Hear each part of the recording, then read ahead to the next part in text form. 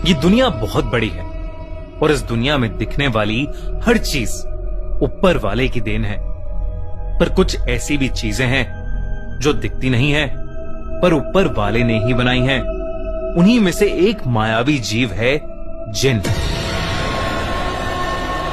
जिन कहो या जिन्नात, इनके बारे में इस्लामिक रिलीजन में काफी बार बात की गई है। बल्कि अलादीन के चिराग से निकलने वाला जीनी या जिन के बारे में शायद ही कोई होगा जो नहीं जानता होगा।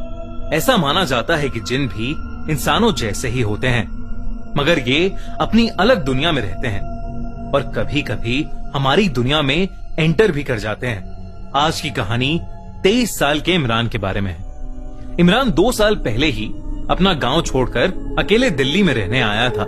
यहाँ वो एक कॉल सेंटर में जॉब करता था और अपनी कमाई का ज्यादातर पैसा घर भेज देता था। एक शाम इमरान ऑफिस से जल्दी फ्री हो गया तो उसने सोचा कि वो पास वाले बाजार जाकर घर के लिए कुछ सामान खरीद लेगा। वो अपने घर के लिए एक शोपीस ढूंढ रहा था। असल में इमरान की अम्मी अक्सर घर में शोपीस रखने की बात किया करती थी और वो हर समय अपने सरपंच के घर में रखे एक नीले वास की बात करती थी। ईद आने वाली थी और इमरान इस ईद पर अपनी अम्मी को खुश करना चाहता था। वो उसी नीले वास जैसा एक वास अपनी अम्मी के लिए ईदी के रूप में उन्हें देना चाहता था।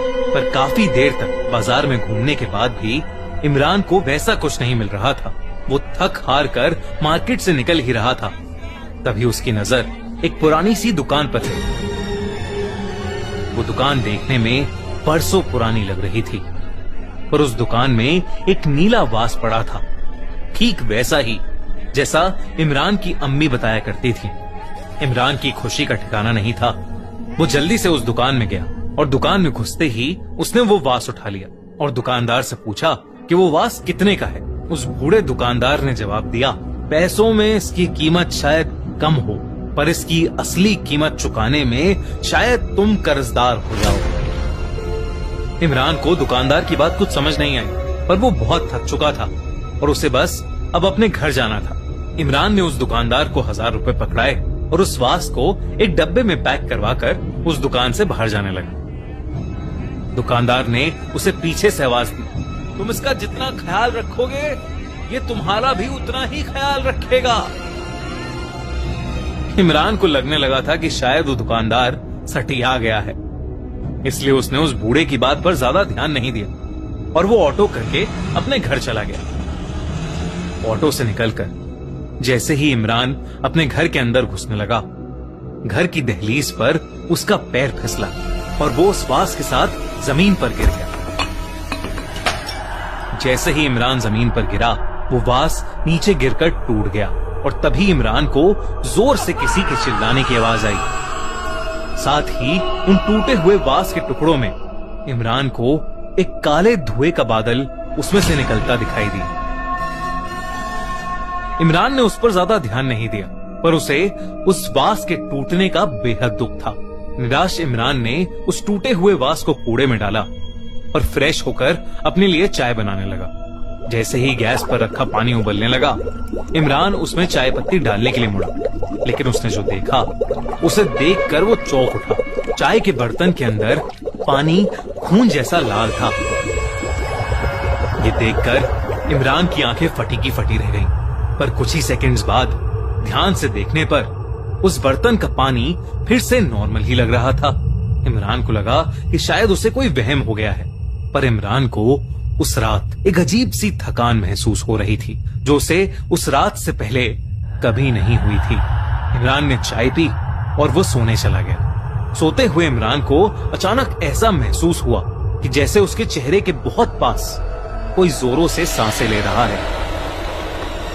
इमरान की आंखें खुली तो उसके सामने एक अजीब सी काली परछाई थी जो ठीक उसके मुंह के सामने हवा में तैर रही थी। इमरान उस परछाई को देखकर डर गया और डर के मारे जोर से चिल्लाया। इमरान ने जैसे ही लाइट्स ऑन करी तो वो परछाई वहां से कहीं गायब हो गई और इमरान के अलावा उस कमरे में और कोई नहीं था। अगले दिन इमरान अपनी जॉब पर निकल गया। अपनी डेली की कॉल्स करते हुए अचानक से इमरान का मोबाइल फोन बज उठा। ये बहुत ही अनयूजुअल था क्योंकि अपना काम करते समय इमरान हमेशा ऑफिस का फोन यूज करता था और अपना पर्सनल मोबाइल फोन हमेशा ऑफ रखता था। इमरान ने अपना फोन उठाया और जैसे ही हेलो कहा, सामने से उसे गहरी सांसें लेने की आवाजें आने लगी और धीरे धीरे वो आवाजें तेज होने लगी। इमरान को बहुत अजीब लगा और उसने फोन काट दिया। जब उसने इनकमिंग कॉल का नंबर चेक किया तो इमरान के होश उड़ गए। वो कॉल कहीं और से नहीं बल्कि इमरान के दिल्ली वाले घर से आ रही थी और इमरान जानता था कि उसके घर पर और कोई नहीं है। इमरान को अब सब बहुत अजीब लगने लगा था। इमरान को अब उस बूढ़े दुकानदार पर शक होने लगा था। वो ऑफिस से सीधा निकलकर तुरंत उस पुरानी दुकान पर चला गया जहां से उसने वो वास खरीदा था और वो गुस्से में उस दुकानदार से कहने लगा, ये क्या अजीब सी चीज दे दी तुमने मुझे, एक बार गिरने पर टूट गई और ऊपर से सब कुछ। उसकी बात को उस दुकानदार ने बीच में ही काट दिया। ये जानकर कि वो वास टूट गया है, उस दुकानदार का पूरा चेहरा सफेद पड़ गया और उसने इमरान को उसकी दुकान से फौरन निकल जाने को कहा। वो इमरान को धक्के मारकर शॉप से निकालने लगा और बार बार वो बूढ़ा दुकानदार सिर्फ एक ही चीज दोहरा रहा था, यहां से चले जाओ तुम, वरना वो आ जाएगा। वो बाहर नहीं आना चाहिए, चले जाओ यहां से, चले जाओ। इमरान को अब बहुत डर लगने लगा था। उसने हाथ जोड़कर उस दुकानदार से पूछा कि आखिर उसके साथ क्या हो रहा है। बहुत विनती करने के बाद उस दुकानदार ने बताया कि उस वास के अंदर पिछले 5000 सालों से एक जिन कैद है। जो भी उस वास को संभाल कर रखता है उसके घर में पैसा आता है और उसकी बरकत होती है। पर उस नीले वास में उस जिन का घर था जिसे इमरान ने तोड़ दिया था। अब वो जिन आजाद है और अब वो किसी को नहीं छोड़ेगा। ये बताते बताते अचानक उस बूढ़े दुकानदार को सांस लेने में तकलीफ होने लगी। ऐसा लगने लगा था कि जैसे कोई उसका गला दबा रहा हो। उसके गले पर इमरान को काले निशान तो दिख रहे थे पर उसे कोई और नहीं दिख रहा था। तभी इमरान की नजर दुकान में रखे एक शीशे पर गई और उसके अंदर जो इमरान को दिखा उसे देख उसका दिल दहल गया। एक काले धुएं से बनी एक आत्मा जिसके बड़े बड़े दांत थे और वो अपने भयानक लंबे हाथों से उस दुकानदार का गला घोट रहा था। इमरान उसे देखकर सीधा वहां से बाहर भागा। वो उसी समय अपना शहर छोड़कर अपने गांव वापस जाना चाहता था। वो अपना सामान लेने जैसे ही घर पहुंचा तो उसने देखा कि उसकी अम्मी दरवाजे पर खड़ी है। इमरान ने अपने घर का दरवाजा खोला और अपनी अम्मी को अंदर ले आया, लेकिन कुछ ही पलों में इमरान फूट फूट कर रोने लगा और उसने अपनी अम्मी को गले लगा ली। लेकिन जैसे ही इमरान की नजर अपने लिविंग रूम के शीशे पर गई उसकी रूह ही कांप गई। इमरान जिसे गले लगा रहा था वो उसकी अम्मी नहीं बल्कि वही भयानक जिन था, वही डरावना जिन। इमरान को देखकर वो जिन बहुत ही भयानक ढंग से हंसने लगा और इमरान कमजोर पड़ने लगा। ऐसा लग रहा था कि वो जिन इमरान के अंदर से उसकी जान खींच रहा है। उधर इमरान की अम्मी उसे फोन मिलाए जा रही थी लेकिन उसका फोन लग ही नहीं रहा था। जब 2 दिन तक इमरान की कोई खबर नहीं आई तो उसकी अम्मी ने इमरान के बड़े भाई को उसे देखने दिल्ली भेजा। जब उसका बड़ा भाई वहां पहुंचा तो उसके रोंगटे खड़े हो गए। इमरान का पूरा शरीर नीला पड़ चुका था और इमरान की सांसें बंद हो चुकी थी। मतलब साफ था, इमरान की मौत हो चुकी थी और उसकी बॉडी के पास टेबल पर वही नीला वास रखा था, एकदम सही सलामत। उस पर एक भी खरोच नहीं थी। 30 साल के सोहम का एक पुश्तैनी घर उत्तर प्रदेश के मथुरा शहर के पास एक छोटे से गांव रतौड़ी में था।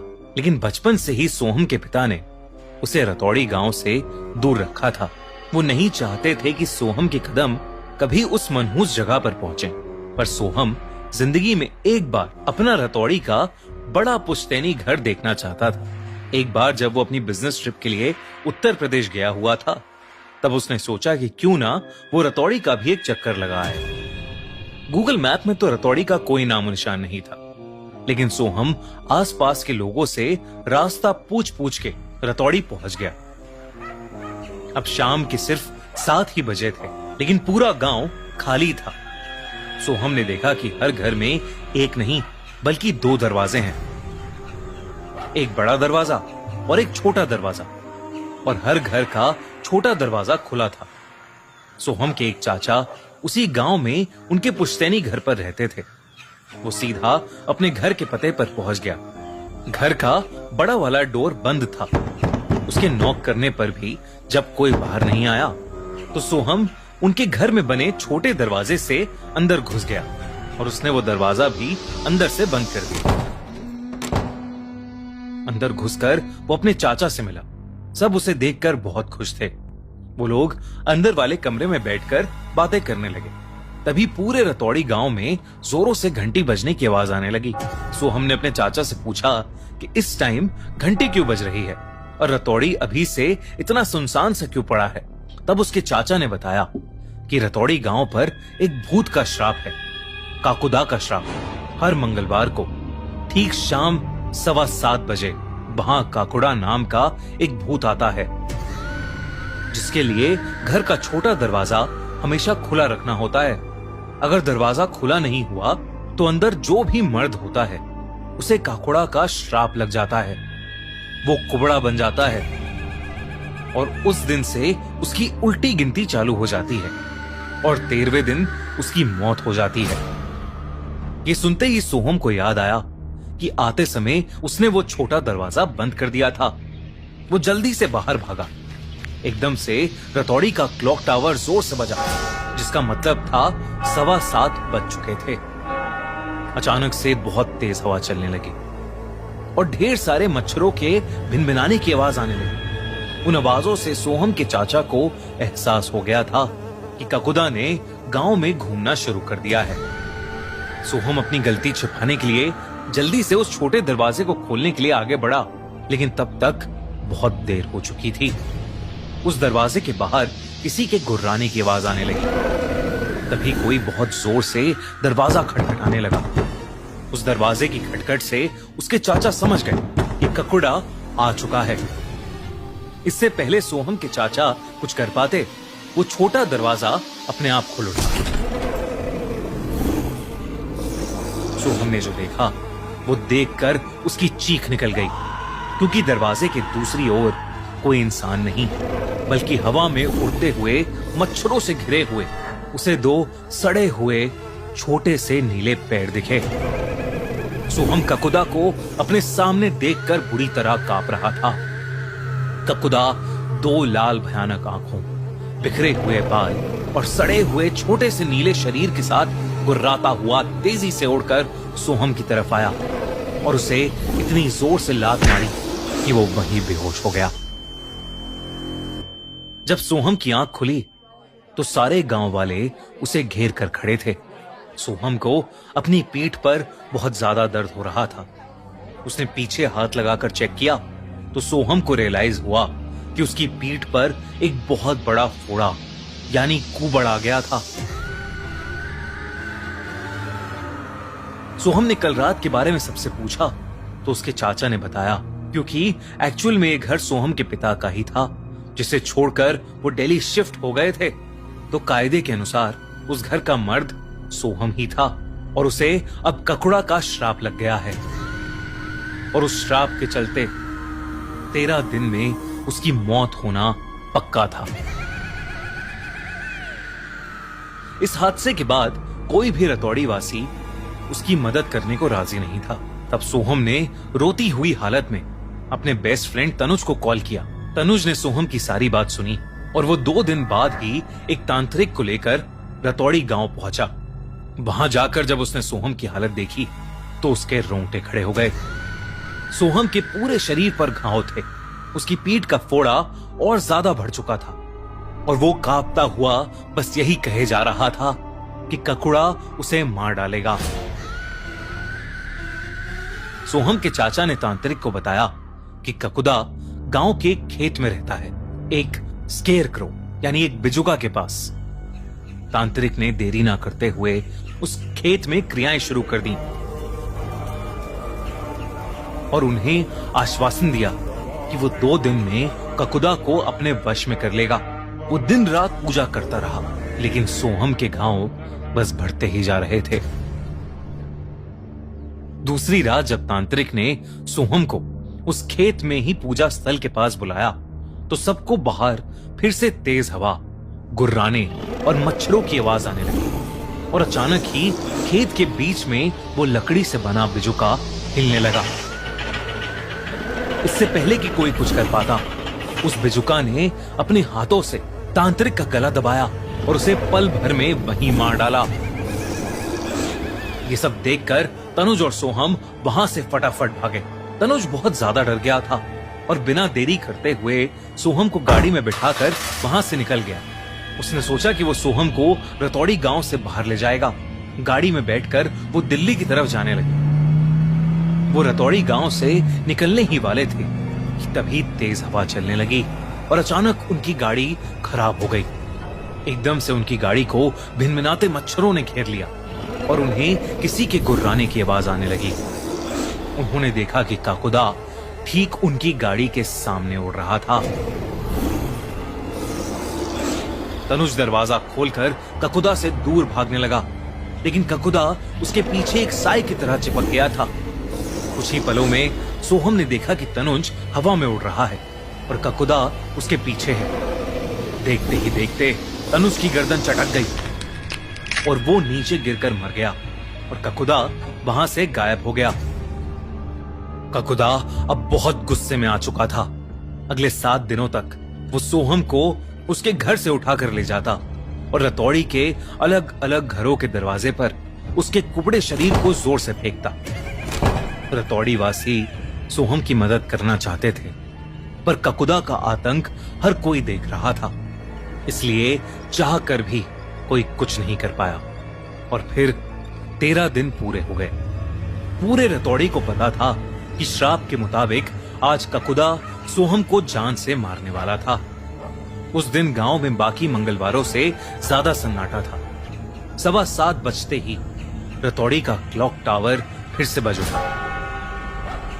गांव के हर दरवाजे के बाहर से तेज हवा और मच्छरों के झुंड के साथ ककुड़ा निकला। कुछ ही देर बाद गांव वालों ने सोहम की रूह कपकपा देने वाली चीख सुनी। सोहम अब इस दुनिया से जा चुका था और ककुड़ा के श्राप से रतौड़ी का एक और इंसान अपनी जिंदगी खो चुका था।